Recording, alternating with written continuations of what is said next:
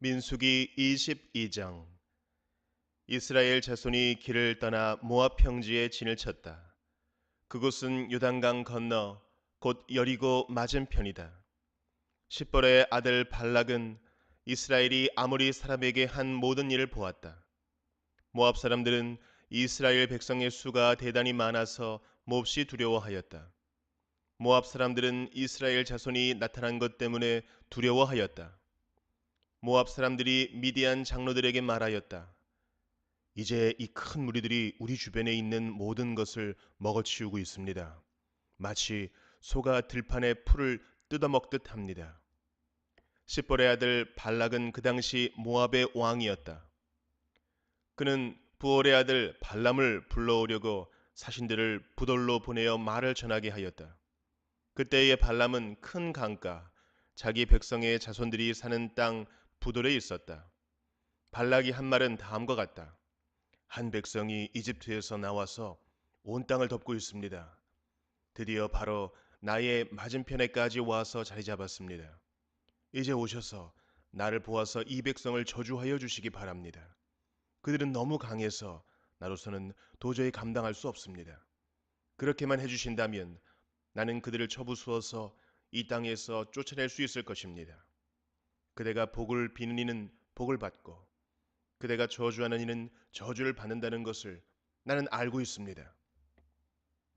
모압 장로들과 미디안 장로들은 길을 떠났다. 그들은 복채를 가지고 갔다. 발람에게 이르렀을 때에 그들은 발락이 자기들에게 한 말을 전하였다. 그러자 발람이 그들에게 말하였다. 오늘 밤은 여기에서 지내십시오. 주님께서 나에게 하시는 그 말씀을 들어본 다음에 알려드리겠습니다. 그리하여 모압 고관들은 발람과 함께 머물렀다.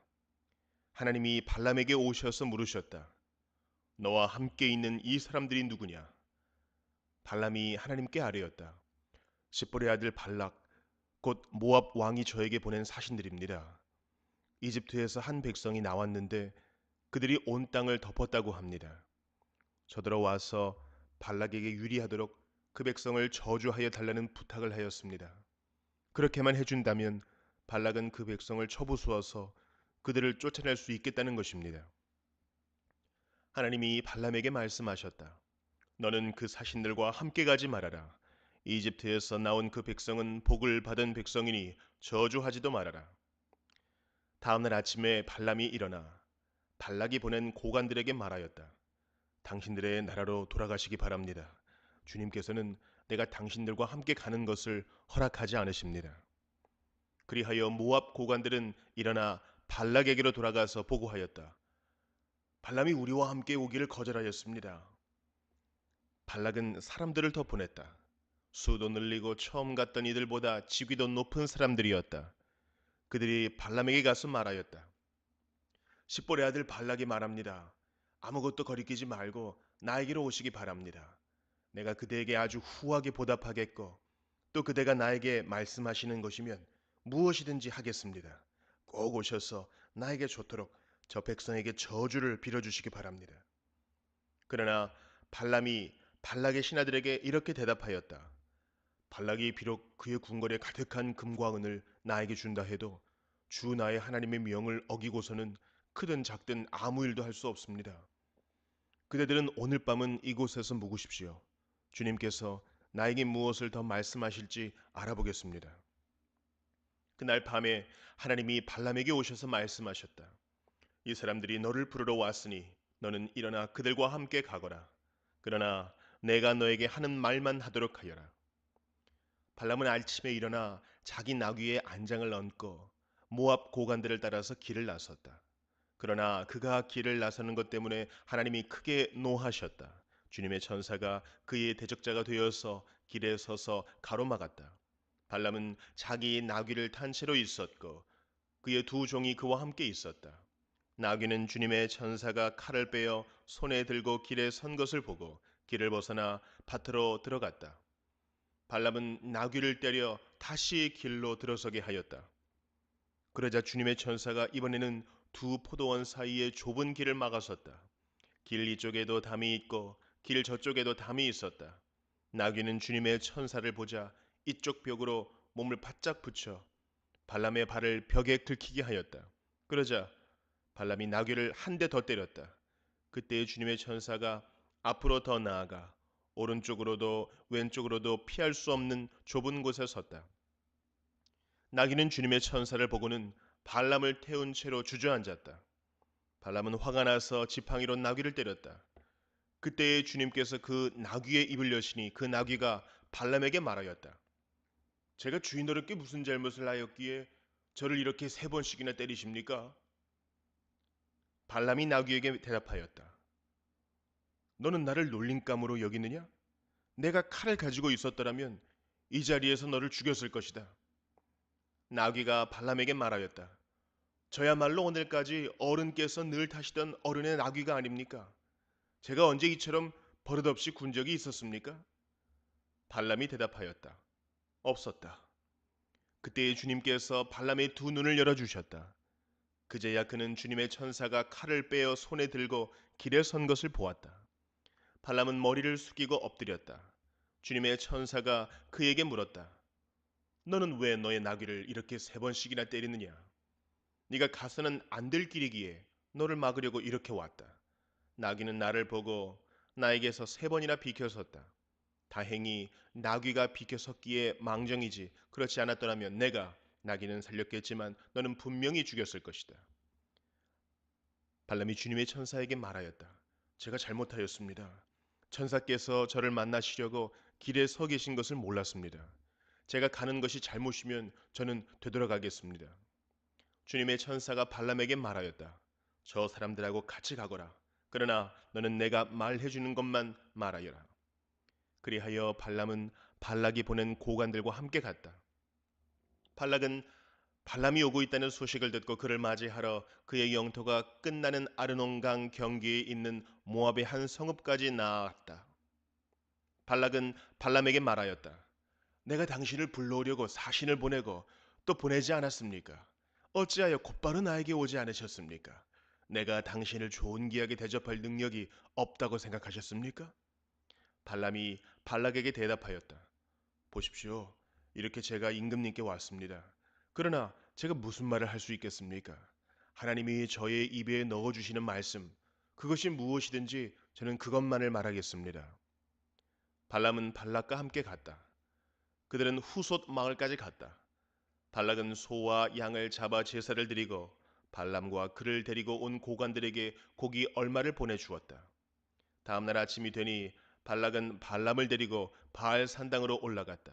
거기에서 발람은 이스라엘 백성이 친 진의 끝부분을 보았다. 시편 62편. 내 영혼이 잠잠히 하나님만을 기다림은 나의 구원이 그에게서만 나오기 때문이다.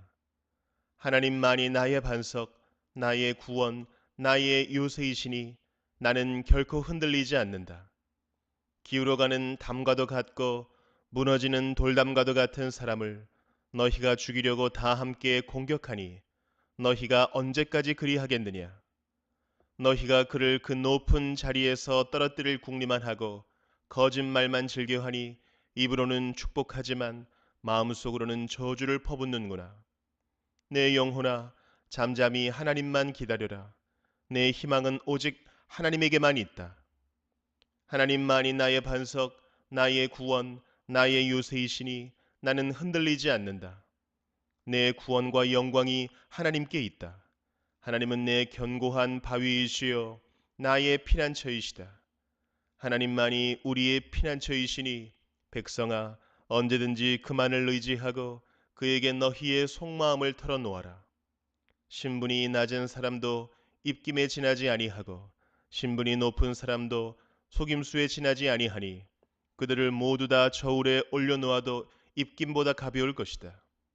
억압하는 힘을 의지하지 말고 빼앗아서 무엇을 얻으려는 헛된 희망을 믿지 말며 재물이 늘어나더라도 거기에 마음을 두지 말아라. 하나님께서 한 가지를 말씀하셨을 때에 나는 2가지를 배웠다. 권세는 하나님의 것이요 한결같은 사랑도 주님의 것이라는 사실을. 주님께서는 각 사람에게 그가 행한 대로 갚아 주십니다. 시편 63편. 하나님, 주님은 나의 하나님입니다. 내가 주님을 애타게 찾습니다. 물기 없는 땅, 메마르고 황폐한 땅에서 내 영혼이 주님을 찾아 목이 마르고 이 몸도 주님을 애타게 그리워합니다. 내가 성소에서 주님을 뵙고 주님의 권능과 주님의 영광을 봅니다. 주님의 한결같은 사랑이 생명보다 더 소중하기에 내 입술로 주님께 영광을 돌립니다. 이 생명 다하도록 주님을 찬양하렵니다. 내가 손을 들어서 주님의 이름을 찬양하렵니다. 기름지고 맛깔진 음식을 배불리 먹은 듯이 내 영혼이 만족하니 내가 기쁨에 가득 찬 입술로 주님을 찬양하렵니다. 잠자리에 들어서도 주님만을 기억하고 밤을 새우면서도 주님만을 생각합니다.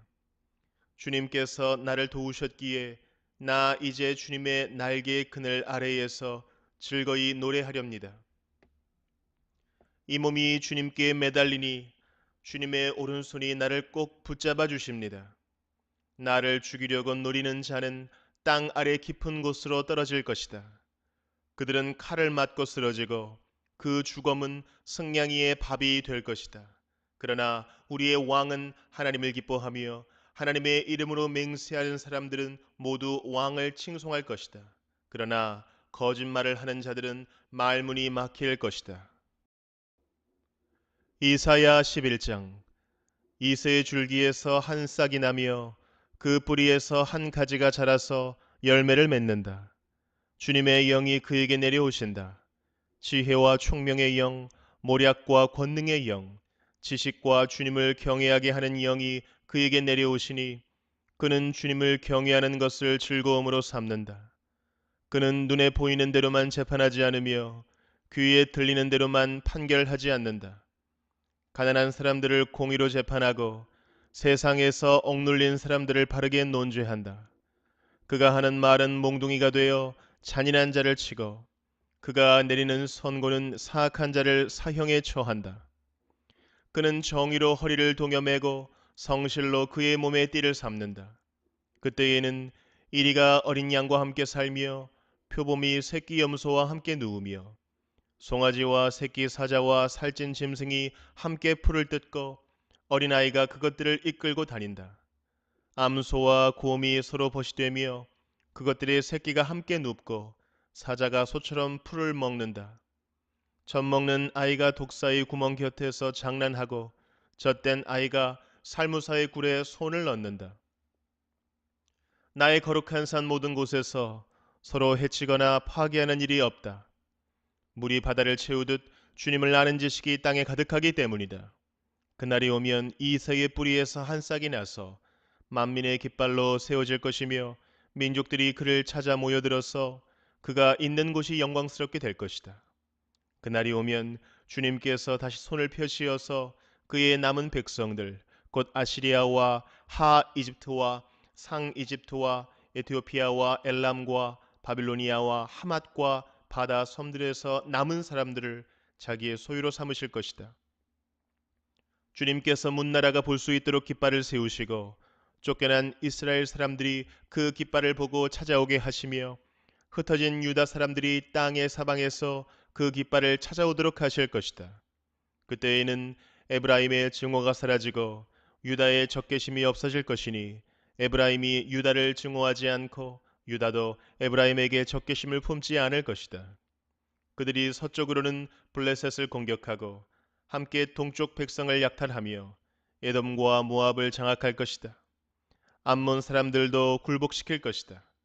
주님께서 이집트 바다의 큰 물고기를 말리시고 뜨거운 바람을 일으키셔서 유프라테스 강물을 말리실 것이다. 주님께서 그것을 쳐서 7개월을 만드실 것이니 누구나 신을 신고 건널 수 있을 것이다. 주님께서 남은 백성 곧 아시리아의 남은 자들이 돌아오도록 큰 길을 내실 것이니 이스라엘이 이집트 땅에서 올라오던 날과 같게 하실 것이다. 이사야 12장. 그날이 오면 너는 이렇게 찬송할 것이다. 주님, 전에는 주님께서 나에게 진노하셨으나 이제는 주님의 진노를 거두시고 나를 위로하여 주시니 주님께 감사드립니다. 하나님은 나의 구원이시다. 나는 주님을 의지한다.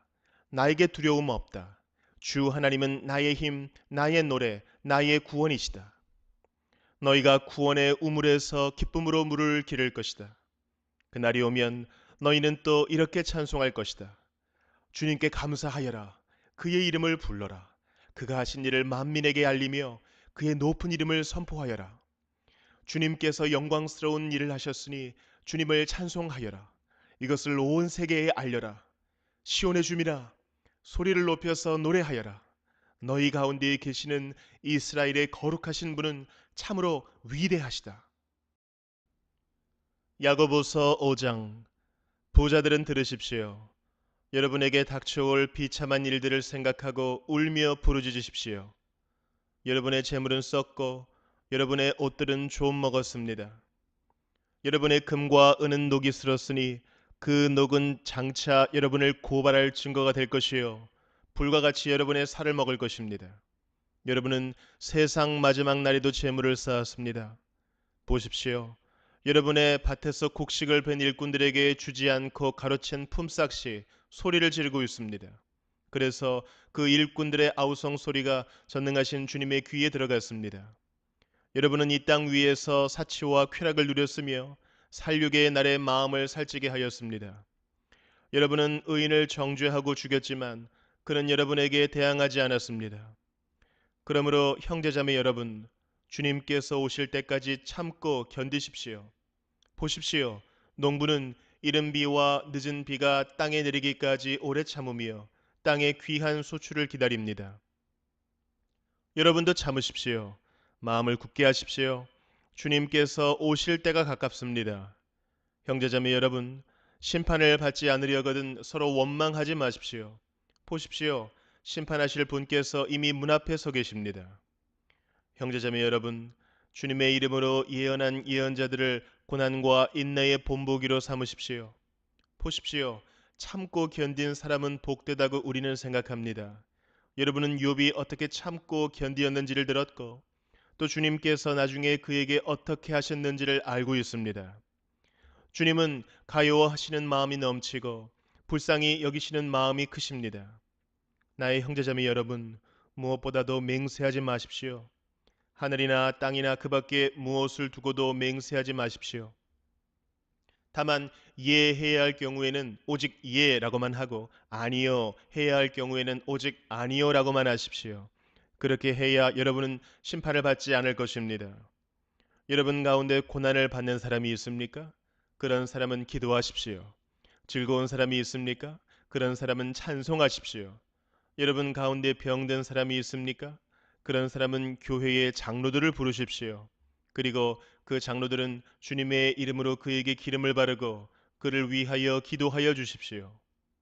믿음으로 간절히 드리는 기도는 병든 사람을 낫게 할 것이니 주님께서 그를 일으켜 주실 것입니다. 또 그가 죄를 지은 것이 있으면 용서를 받을 것입니다. 그러므로 여러분은 서로 죄를 고백하고 서로를 위하여 기도하십시오. 그러면 여러분은 낫게 될 것입니다. 의인이 간절히 비는 기도는 큰 효력을 냅니다. 엘리야는 우리와 같은 본성을 가진 사람이었지만 비가 오지 않도록 해달라고 간절히 기도하니 3년 6개월 동안이나 땅에 비가 내리지 않았으며 다시 기도하니 하늘이 비를 내리고 땅은 그 열매를 맺었습니다.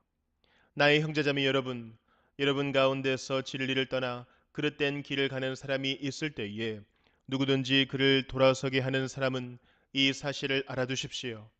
죄인을 그릇된 길에서 돌아서게 하는 사람은 그 죄인의 영혼을 죽음에서 구할 것이고 또 많은 죄를 덮어줄 것입니다.